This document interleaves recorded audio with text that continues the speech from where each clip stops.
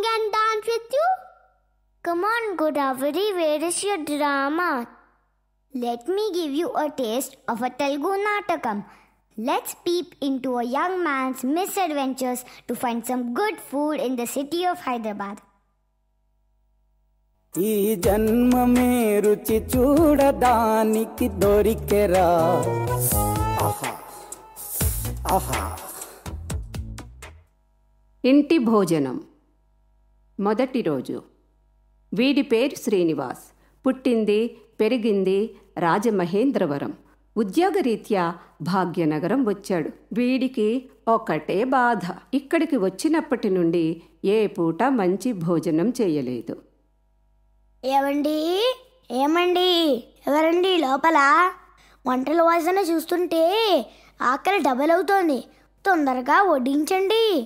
ఏంటా తొందర? తిండికి మొహం వాచిన వాడిలా భోజనానికి ముందు బాగా నీళ్లు తాగాలి. వేదంలా ఘోషించే గోదావరి అమరధామంలా శోభిల్లే రాజమహేంద్రి. ఈ గోదావరి జలం తీసుకో నాయనా, తాగు.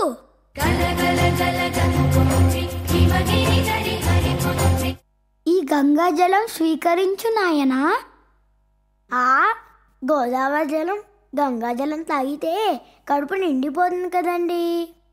ఆ తర్వాత బాగా ఎక్సర్సైజులు చేస్తే ఆకలి రెట్టింపు అవుతుంది. ఏమిటి గుడ్లు మిటకరించి చూస్తున్నావు? తాగు.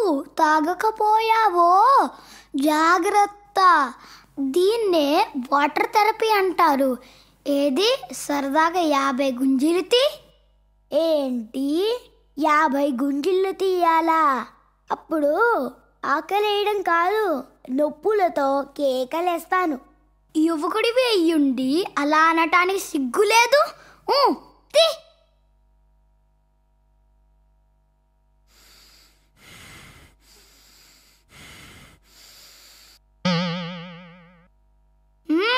రా భోజనం చేద్దు గాని లే. నీకు నీ భోజనానికో దండం. నన్ను వదిలేయండి బాబోయ్. రెండవ రోజు.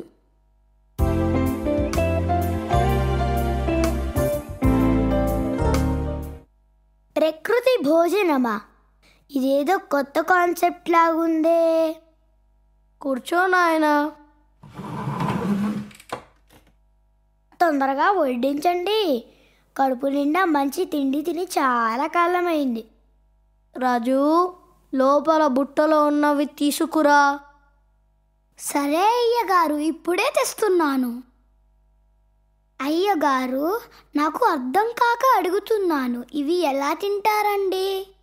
ఈరోజే కదా నువ్వు వచ్చింది, రాను రాను నువ్వే అర్థం చేసుకుంటావులే. ఏమిటో ఇవి ఎలా తింటారో పాపం.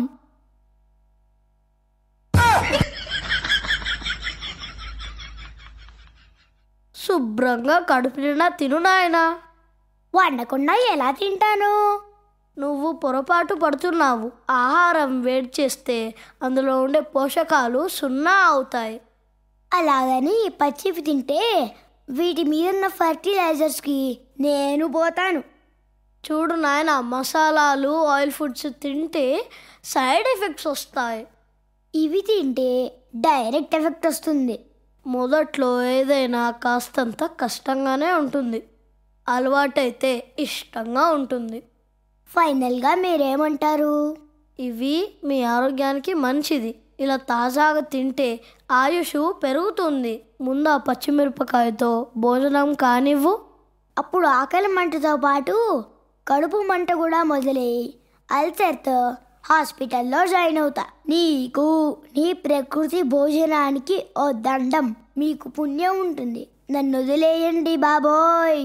బాబు, నాయనా, నా మాట విను. మూడవ రోజు. ఈ హైదరాబాదులో జాబ్ చేయడానికి వచ్చి హాస్టల్స్లో, మెస్సుల్లో, హోటల్స్లో తిండి తినలేక చస్తున్నాను. ఈరోజు తృప్తిగా భోజనం తినాలి. హలో, ఎవరైనా ఉన్నారా అండి? ఏరా, ఎప్పుడో పొద్దున్నే టిఫిన్ తిని బయటికి బలాదూరిపోయి భోజనానికి ఇప్పుడా రావడం? ఇలా అయితే నీ ఆరోగ్యం ఏమవుతుందో ఆలోచించావా? ఏంటి పెద్ద ఆవిడ సొంత కొడుకుని తిట్టినట్టు తిడుతోంది? ఓహో, ఇంటి భోజనం కదా, సొంత కొడుకులా ఫీల్ అవుతోంది. అమ్మా, బాగా ఆకలేస్తోంది, అన్నం పెట్టు. భోజనానికి ముందు చేతులు కడుక్కోమని ఎన్నిసార్లు చెప్పానురా? వెళ్ళి చేతులు కడుక్కొని రా.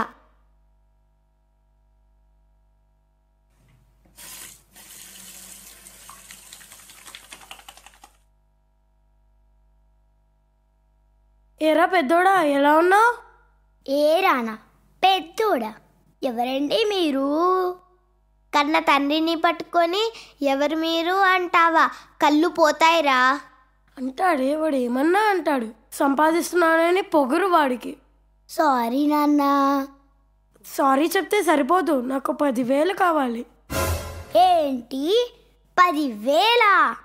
అవునురా, ఇంటి rent, current bill, phone bill కట్టాలి. నా దగ్గర డబ్బులు లేవు. అయితే చెక్ ఇవ్వు.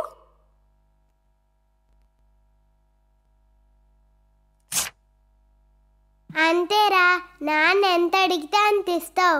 నేను కూడా బ్యూటీ పార్లర్కి వెళ్ళాలి, మరి నాకు?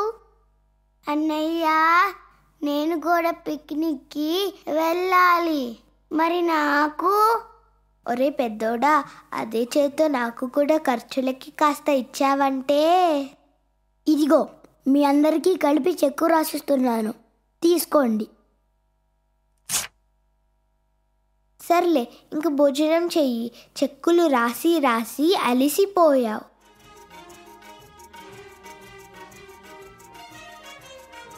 కొడికెళ్ళినట్టు ఆ తిండమేంట్రా, సరిగ్గా తిను.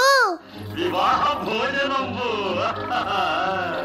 వివాహ భోజనంబు నిన్నైన వంటకంబు ఇయాల వారి బిందు ఒక్కొక్క నాటి ముందు ఈ కౌరవుల గారెలల్ల అయ్యారె బూరెలిల్ల ఒక్కోరే అరిసెలుల్లా.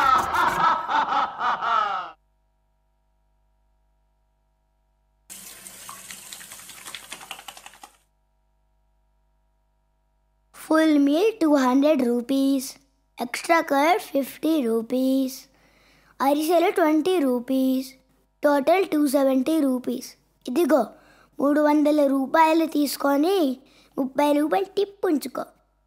అభిమానంతో అమ్మ అన్నం పెడితే బిల్లు కడతావురా నువ్వు, పైగా టిప్పు కూడా ఇస్తావురా నువ్వు. అది కాదమ్మా. ఎవర్రా నీకు అమ్మ? ఈ రోజు నుండి నువ్వు నా కొడుకువే కావు, నేను నీ తల్లినే కాను. పోరా బయటికి, ఇంకెప్పుడు నీ ముఖం నాకు చూపించకు. ఇంటి భోజనం భలే చీచేసాం వాడిని. ఏడి వాడు?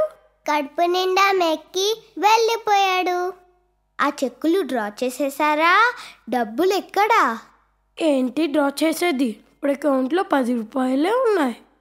ఏంటి అంటే వాడికి మనం ఫ్రీగా ఫుడ్ పెట్టామా?